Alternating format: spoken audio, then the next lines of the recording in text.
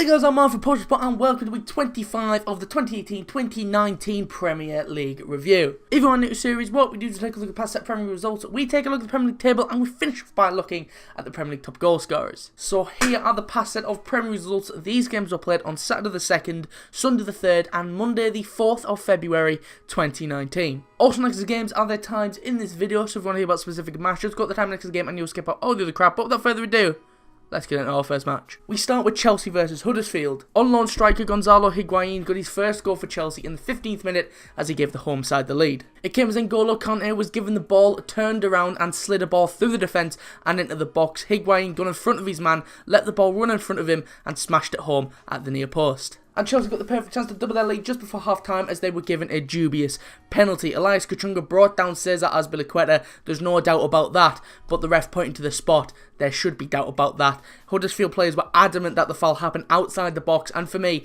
it is outside the box as well. The ball is inside the box, but the foul and contact is definitely outside. But the ref sticks to his original decision and gives the penalty anyway. Eden Hazard stepped up to take it, he sent the keeper the wrong way and smashed into the bottom left to put Chelsea 2 up. And Chelsea pretty much wrapped the game up in the 65th minute as Eden Hazard got his second of the game and Chelsea's third. Ross Barkley slid a ball through to the Belgian in the box. Jonas Losso comes out to try and close the angle down, but the Belgian does well to round the keeper and fired home from an extremely tight angle. And Chelsea got their fourth just a few minutes later as Gonzalo Higuain got his second of the match as well. N'Golo Kante with his second assist to the Argentine today. He just teed it off for him and he curled an effort into the top corner from outside of the box with the help of a little deflection. And Chelsea got a fifth in the 86th minute as defender David Luiz got in on the goals. Willian swung a corner in and the Brazilians link up as David Luiz sent a powerful header goal bound and it flew in with a deflection off of Elias Kachunga. And that's how the game ended, with Chelsea putting the embarrassing 4-goal loss behind them and fixing the dent that game made in their goal difference whilst doing so as well. It was a dominant victory for the home side who just had their way with the relegation favourites.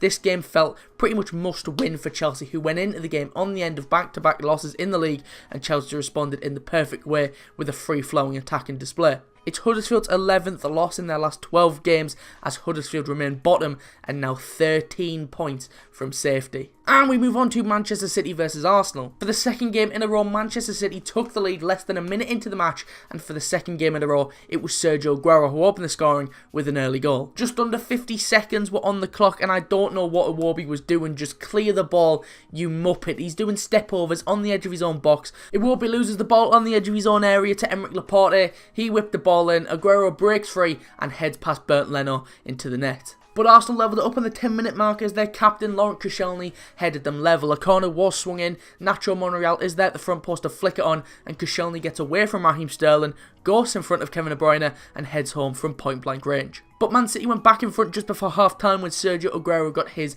and Man City's second. Gorgeous football from City, all one touch. Sterling played it back to Gundogan, Gundogan dinks it back to Sterling. Those two just completely mugged off Lichtsteiner in this goal, by the way. He was wrecked. Sterling catches the Gundogan pass on the bounce, puts it back across goal, and then waiting for it at the back post was Aguero, who tapped home. And Man City got their third in the 60th minute as Sergio Aguero completed his hat-trick. Raheem Sterling weaved his way in and out of tackles before putting it across. Aguero sliding in, the ball seems to bounce off his chest, onto his arm and trickled over the goal line, and even the Premier League came out and said if we had VAR, this goal wouldn't have been given. So how is VAR a bad thing? And that's how the game ended. Arsenal put up a decent match in the first half, but in the second half the entire team was pocketed and they were just whipped. Arsenal didn't have a single shot in the entire second half as Man City just put their foot down really. Arsenal have shown glimmers at times this season with the wins against Tottenham and Chelsea coming to mind, but it's clear to anyone that they are a while behind challenging for the title. Emery and Arsenal face quite a big task of getting themselves top 4, and Emery might need to call back to his Sevilla days as the Europa League might be their best way into the Champions League next season. Arsenal showed flashes in the first half but were completely outplayed in the second 45 as City moved back up to second and 2 points behind Liverpool with the leaders still to play. And we move on to Everton versus Wolves. Just 6 minutes into the match, Wolves got the perfect chance to take the lead as they were given a penalty. Matt Doherty mugs Leighton Baines off on the wing, he cuts in and out of him, and Baines was trying to get back on the right side, he trips him up, and the ref points to the spot. Ruben Neves stepped up to take it and he sent Pickford the wrong way and slotted home to give his side the lead. But Everton levelled the game up just before the half-hour mark as Andre Gomez got the goal. It's all Gomez. He picks the ball up about 30 yards out, easily takes it past about 3 Wolves players before smashing his effort into the top corner for his first goal of the season. But Wolves retook the lead in the brink of half-time as Raul Jimenez got his 3rd goal of the week. A silly foul to give away by Michael Keane, the free kick was swung in by João Moutinho, and Raul Jimenez has just got a free header. No one is picking up the Mexican as he glanced his header into the bottom corner. And Wolves double their lead in the 65th minute as Leander Dendoncker put the game to bed. A blistering counter-attack from the away side, the ball was slipped through to Diogo Jota. He cut inside his man, took a shot on goal. The shot was blocked, but it popped up nicely for Dendoncker and he smashed it home on the volley. And that's the game ended with Wolves picking up their first win at Goodison Park in 40 years. Wolves have won their last 3 league games and have firmly cemented themselves in the top 7 of the table, which is quite remarkable for a promoted side. I just always forget that they were in the Championship last season. By the time the 7 minutes of added time were over, yes, there were 7 minutes because a damn cat got on the pitch, and to be fair, the cat was probably Everton's best player, and it was a cute cat, okay? It was a lovely cat. Cat review, coming soon, why not? By the time those 7 minutes of added time were over, Goodison Park was empty. Thousands of Everton fans just already left, and Everton are just struggling to string positive results together, and the pressure has to be building on Marco Silva as the club are facing a mid-table finish unless they get their arses in gear. And we move on to Crystal Palace versus Fulham. Crystal Palace got the chance to take the lead in the 24th minute as they were given a penalty. Cyrus Christie is the guilty party as in a tussle with Christian Benteke. His arm's up, the ball makes clear contact with the arm, and the ref pointed to the spot for the handball. The ultimate penalty merchant stepped up to take it as Luka Milivojevic took it, and of course he scored. It's just what he does. And Palace double their lead with minutes to go as Jeffrey Schlupp put the game beyond Fulham. New signing as substitute Michy Batshuayi comes off the bench and gets the inadvertent assist as he cleverly takes the ball past 2 defenders, shoots on goal. It's well saved by Sergio Rico, to be fair, but there's no way he can hold that, and the rebound dropped to Schlupp, who slid underneath the keeper to seal the win for Palace. And that's how the game ended as Palace picked up a hard-fought win over a very lacklustre Fulham side. Fulham did have more of the ball, but they failed to create anything that really bothered the Palace keeper. They didn't register a single shot on target in the match. Fulham hate facing fellow London sides. They've lost their last 8 London derbies in the top flight. Prior to the game, Palace had only picked up 2 wins in their 11 home games this season, but their first home win since mid-December put a few more points between Palace and the bottom 3. And we move on to Cardiff versus Bournemouth. Cardiff got the perfect chance to take the lead just 4 minutes into the game as they were given a penalty. A bizarre moment, a ball was floated into the middle, Steve Cook just punches the ball. I'm not even it just whack, just straight up punches. I have no idea what he's doing.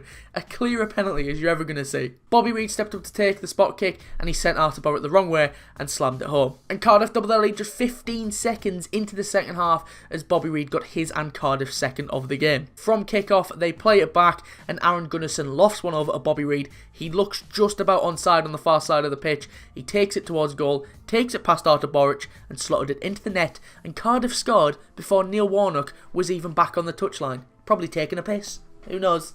Well, he is 70, he probably takes a piss all the time. And that's the game ended with Bournemouth having more of the ball, but they just couldn't find a way through that Cardiff backline, especially Sol Bamba. What a tank that man is. Not a bad birthday for Bobby Reid, who got the 2 goals to give his side the win. Like I said, despite having more of the ball, Bournemouth never really challenged Neil Etheridge in the Cardiff goal, and it was Cardiff who looked the more threatening whenever they did have the ball, which was very rare. It was an emotional day in Wales as this was the first home game for Cardiff since the disappearance of the plane carrying Emilio Sala and pilot David Ibbotson, and the crowd were emotionally charged and sang a song for Salah throughout the entire match as they willed their side on to an important win. And we move on to West Ham versus Liverpool. Liverpool took the lead in the 22nd minute as Sadio Mane gave the visitors the lead. Well worked on the wing by Adam Lallana. He drew about 3 West Ham players in before laying it forward to James Milner, who was clearly onside.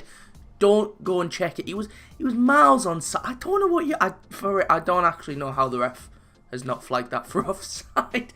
He's about 5 miles off. But nonetheless, Milner drills a cross in for Sadio Mane. He takes a touch that takes Issaji out of the action before slotting it into the bottom left corner from 6 yards out. But West Ham levelled it up 5 minutes later as Mikel Antonio continued his fine scoring form against Liverpool. It came from a clever free kick that Felipe Anderson takes short and gets right back. The Brazilian then slides a lovely ball through and Mikel Antonio arched his run to be onside and loses his man, and he hits it back across goal and into the bottom corner via the post. And that's how the game ended, one of the worst Liverpool performances I've seen all season. West Ham deserved to win this game as they had 3 or 4 good chances in the first half to take the lead. Liverpool are just fallen apart and have handed City the chance to go top when they play on Wednesday night, but then after that, Liverpool will have a game in hand. West Ham will actually think to themselves how they didn't win this game, but it was a poor performance from Liverpool as they drew for the second time this week. And we move on to Burnley versus Southampton. After being denied a blatant penalty in the first half, Burnley were livid, and they were even more livid 10 minutes in the second half as Southampton took the lead. Nathan Redmond got it, he picked the ball up about 35 yards out, skips past the Burnley defender before arrowing his effort into the bottom left corner of the net. But after being denied a clear penalty in the first half, Burnley would get a penalty in the game, and it was the first penalty they've had in 67 Premier League games. In the 94th minute, deadline day signing Peter Crouch is up challenging for a header. Jack Stevens is trying to mark the man mountain. His arms are up in the air, unnatural position, and when the ball strikes his arm, the ref points to the spot. Ashley Barnes stepped up to take it, and Burnley have probably forgotten how to take penalties, it's been that long, but Ashley Barnes remembers as he calmly stroked home from 12 yards. And that's how the game ended, with Burnley's 94th minute penalty earning them a point. Southampton will be kicking themselves over some of the chances they missed, and they defended well in the second half as they came under a ton of pressure. Southampton had 3 good chances to take the lead earlier than they did, but they were all wasted as the points were shared between the two sides and they sit on equal points. And we move on to Leicester versus Manchester United. Man United took the lead in the 8th minute as Marcus Rashford got the goal to cap off his 100th Premier League appearance for the Red Devils. Ricardo Pereira's clearance is poor and goes straight to Paul Pogba. He controls the ball and lofts it over the top of the defence to Marcus Rashford. He takes a touch before smashing the ball into the bottom left corner. And that's how the game ended, Man United getting the job done in a gritty game at the King Power. Against Burnley, United struggled in attack for most of the game, so Solskjaer swung the axe at pretty much the entire front line and dropped them for this game. Although they were dominant for a majority of the match, they still only managed 6 attempts at goal, with 4 of those coming in the first half. Leicester were pushing for an equaliser, but Vardy's 2 good efforts were both at David De Gea, and the Spaniard pulled off an outstanding save, denying a free kick from going right into that top corner. But another clean sheet for United and a 9th win in 10 games under Ole Gunnar Solskjaer moved them into the top 5 for the first time since their opening game of the season. And we move on to Tottenham versus Newcastle. The first half was attack versus defence as Tottenham bossed the ball and Newcastle were happy to sit back and soak up the pressure. But the pressure would eventually pay off as Tottenham took the lead in the 83rd minute. Fernando Llorente chests it down for Son Heung-min on the edge of the area and he hits it with a ton of pace on it. It's straight at Martin Dubravka, but unfortunately for the keeper, it goes down as a mistake as the ball goes through the palms of him, through his legs and into the back of the net. And that's how the game ended, with Tottenham getting the job done against a very defensive-minded Newcastle side. They did have chances of their own, to be fair to them, as Rondon hit the post at 0-0,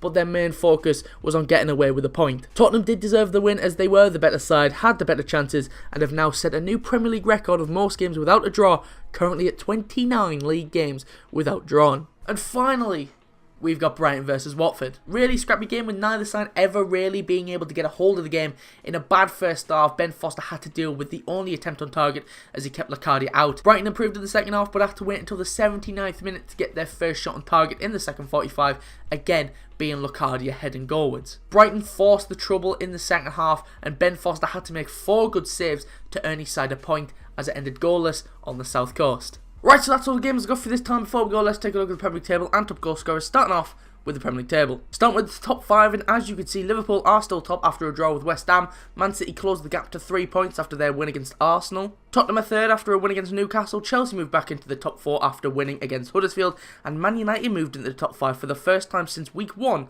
after beating Leicester. Moving on to the bottom 5, and Huddersfield are still on the bottom after another loss this week, a big one against Chelsea. Fulham are 19th after losing to Crystal Palace. Cardiff reduced the gap between them and safety as they beat Bournemouth, and Burnley and Southampton make up the bottom 5 as the two sides played out a 1-1 draw. Moving on to the top goal scorers, and as you can see, Mo Salah is on the top. He couldn't find the net against West Ham, so he stayed on 16 goals and 7 assists. Pierre Aubameyang couldn't score against Man City. He stayed on 15 goals and 4 assists. After his hat-trick against Arsenal, Sergio Aguero shot up to 3rd on 14 goals and 6 assists. Harry Kane is on 14 goals and 4 assists, and making up the top 5 is Eden Hazard after his 2 goals against Huddersfield took him to 12 goals and 10 assists. Right, so that's all I've got for this time. If you did enjoy, be sure to leave a like and subscribe, and I'll be back next Tuesday at 4 PM for the next episode of the Premier League review. If you want to stay up to date about anything we do, it'd be best to follow us on Twitter. The link to that is in the description, or it's at @portionofsport_. If you missed the last episode, that'll be on the right hand side of the outro screen, and a link to the channel will be on the left if you feel like subscribing. But anyway, thanks for watching. Be sure to leave a like and subscribe. If you are new, I've been Mark from Portion of Sport, and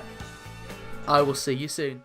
My mama calls, see you on TV. Sunset shit done changed. Ever since we was on, I dreamed it all. Ever since I was young, they said I will be